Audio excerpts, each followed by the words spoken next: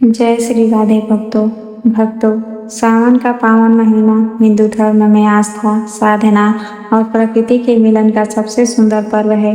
सावन का महीना आते ही पूरी सृष्टि महादेव की भक्ति के रस में सराबोर हो जाती है। हर तरफ हर हर महादेव और बम बम भोले के जयकारे गूंजने लगते हैं। प्रकृति स्वयं को हरे रंग की चादर से ढक लेती है, मानो वह भी देवाधिदेव महादेव के स्वागत की तैयारी कर रही है। यदि आप भी इस वर्ष सावन के व्रत रखने, पूजा करने और इसके नियमों के बारे में संपूर्ण जानकारी ढूंढ रहे हैं, तो आप बिल्कुल सही स्थान पर हैं। आज की इस वीडियो में हम वर्ष 2026 में सावन की तिथियों पर पूरी गहराई से बात करेंगे। हम जानेंगे कि पंचांग के अनुसार सावन कब से शुरू हो रहा है, कब समाप्त होगा, सोमवार के व्रत कब से कब रखे जाएंगे, मंगला गौरी व्रत की तिथियां क्या है और इस बार सावन में पड़ने वाले मुख्य त्योहार जैसे हरियाली तीज और नाग पंचमी कब मनाए जाएंगे।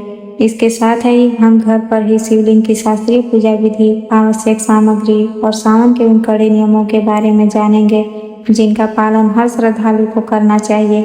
इस वीडियो को अंत तक जरूर सुनिएगा ताकि आपकी सावन साधना में कोई भी त्रुटि न रहे। चलिए इस पावन यात्रा की शुरुआत करते हैं। आगे बढ़ने से पहले हमारे लिए यह समझना आवश्यक है कि आखिर सावन का महीना भगवान शिव को इतना प्रिय क्यों है और इसका धार्मिक महत्व क्या है। पौराणिक ग्रंथों के अनुसार इसी श्रावण मास में देवों और असुरों के बीच समुद्र मंथन हुआ था। मंथन के दौरान 14 रत्न निकले, लेकिन उनके साथ ही एक अत्यंत विनाशकारी विष भी निकला जिसे हलाहल कहा गया। इस विष की गर्मी और तपन इतनी तीव्र थी कि तीनों लोक जलने लगे। सृष्टि को इस सर्वनाश से बचाने के लिए महादेव ने स्वयं आगे आकर उस भयानक विष का पान कर लिया। उन्होंने विष को अपने गले से नीचे नहीं उतरने दिया, जिसके कारण उनका कंठ नीला पड़ गया और वे नीलकंठ कहलाए।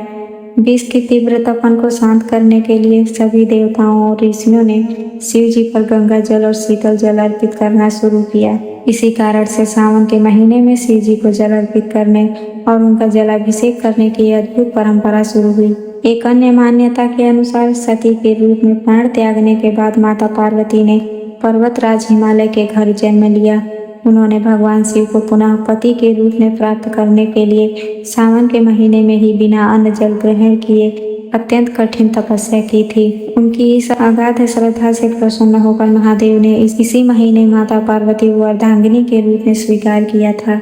यही कारण है कि यह महीना वैवाहिक सुख की प्राप्ति और सुयोग्य जीवन साथी पाने के लिए अचूक माना जाता है। कैलेंडर के नियमों के अनुसार इस महीने की शुरुआत पूर्णिमा के अगले दिन से होती है, इसलिए सावन का महीना पूर्णिमा तिथि के अगले दिन यानी कृष्ण पक्ष की प्रतिपदा से प्रारंभ होकर श्रावण पूर्णिमा यानी रक्षाबंधन के दिन समाप्त होता है। आइए अब हम वर्ष 2026 में सावन की शुरुआत और समाप्ति की मुख्य तिथियों को जान लेते हैं। सावन तिथि प्रारंभ 30 जुलाई दिन गुरुवार को है। सावन तिथि समाप्ति 28 अगस्त दिन शुक्रवार श्रावण पूर्णिमा यानी रक्षाबंधन के पावन पर्व पर। इस प्रकार इस वर्ष श्रद्धालुओं के लिए सावन का पवित्र महीना कुल 30 दिनों तक का रहने वाला है। सावन के सोमवार शिव जी की आराधना के लिए सर्वप्रिय माने गए हैं। इस वर्ष 2026 में सावन में कुल 4 सोमवार पड़ रहे हैं। पहला सावन सोमवार व्रत 3 अगस्त श्रावण कृष्ण पक्ष पंचमी तिथि को है। दूसरा सावन सोमवार 10 अगस्त श्रावण कृष्ण पक्ष द्वादशी को।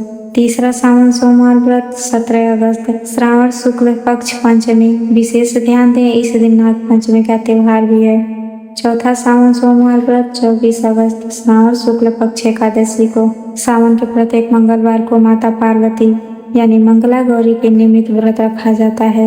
यह व्रत सुहागिन महिलाओं के सुहाग की रक्षा और कन्याओं के शीघ्र विवाह के लिए फलदायी है।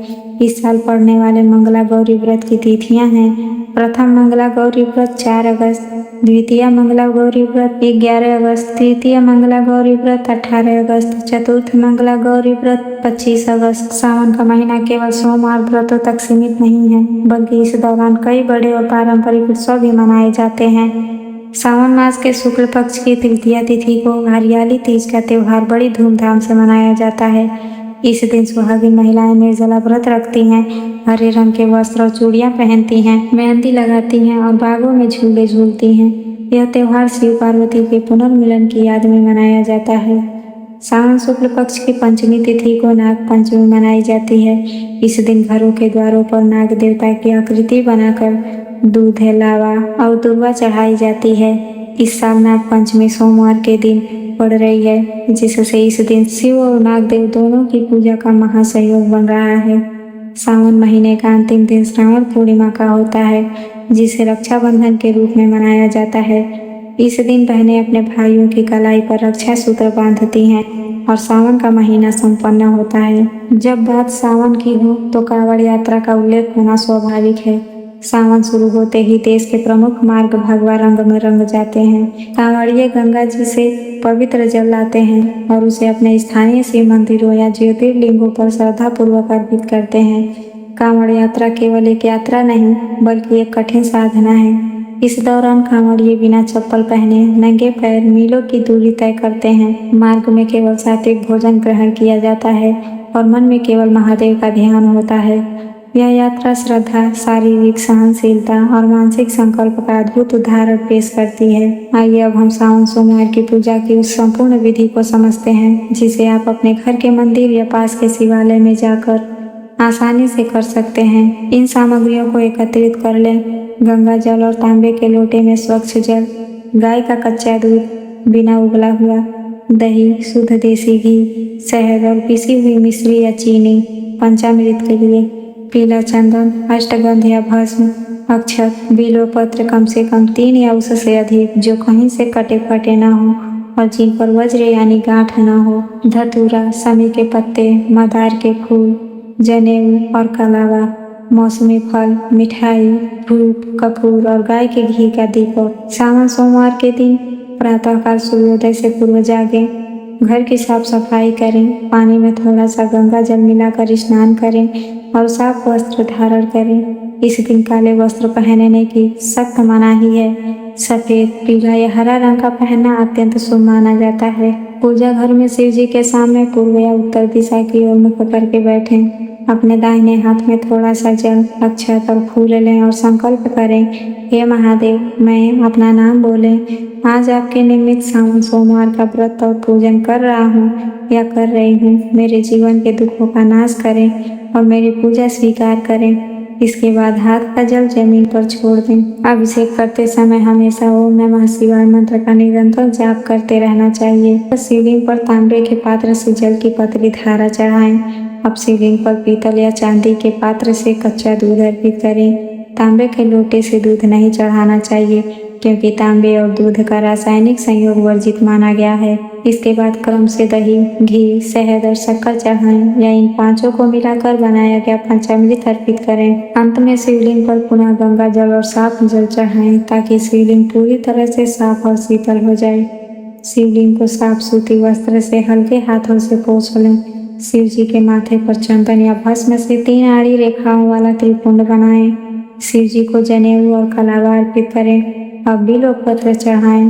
ध्यान रहे बिल्वपत्र का चिकना हिस्सा शिवलिंग को स्पर्श करना चाहिए और उसकी डंडी का मुख उत्तर दिशा की ओर होना चाहिए। धतूरा, समी के पत्ते, मंदार के फूल और दूर्वा श्रद्धापूर्वक चढ़ाएं। बिना टूटे हुए चावल अर्पित करें। भगवान को फल, मिठाई या घर पर बनी खीर का भोग लगाएं। धूप और घी का दीपक जलाएं। शांत चित्त होकर शिव चालीसा का पाठ करें। अंत में कपूर जलाकर शिव जी और माता पार्वती की आरती गाएं। आरती के बाद अपने स्थान पर खड़े होकर 3 बार परिक्रमा करें। शिवलिंग की आधी परिक्रमा ही की जाती है। हाथ जोड़कर प्रार्थना करें, हे भोलेनाथ, मैं मंत्र, क्रिया और भक्ति से हीन हूँ। मेरी इस पूजा में जो भी भूल हुई हो उसे अपनी असीम करुणा से क्षमा करें। सावन का व्रत केवल भूखे रहने का नाम नहीं है, बल्कि यह तन और मन की शुद्धि का मार्ग है। सावन के दौरान इन नियमों का कड़ाई से पालन किया जाता है। सावन के पूरे महीने रसोई में लहसुन, प्याज, मांस, अंडा और मदिरा का प्रवेश पूरी तरह निषेध होना चाहिए। सावन में पत्तेदार सब्जियां, पालक, मेथी, लाल साग और बैगन खाना वर्जित माना गया है। वैज्ञानिक रूप से भी मानसून में इनमें कीड़े लगने का खतरा अधिक होता है, जिससे पेट खराब हो सकता है। सोमवार व्रत के दिन केवल एक समय शाम को पूजा के बाद फलाहार किया जाता है। इसमें आप साबूदाना, खिचड़ी, पुट्टू या सिंघाड़े के आटे की पूरियां, आलू, दूध और फल खा सकते हैं। नमक के तौर पर केवल सेंधा नमक का ही उपयोग करें। व्रत के दौरान किसी की निंदा न करें, क्रोध न करें, झूठ न बोलें और ब्रह्मचर्य का पूर्ण पालन करें। वैज्ञानिक दृष्टिकोण से देखें तो सावन का महीना मानसून का समय होता है।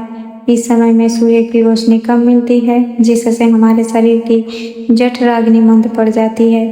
भारी और गरिष्ठ भोजन को पचाना शरीर के लिए कठिन हो जाता है।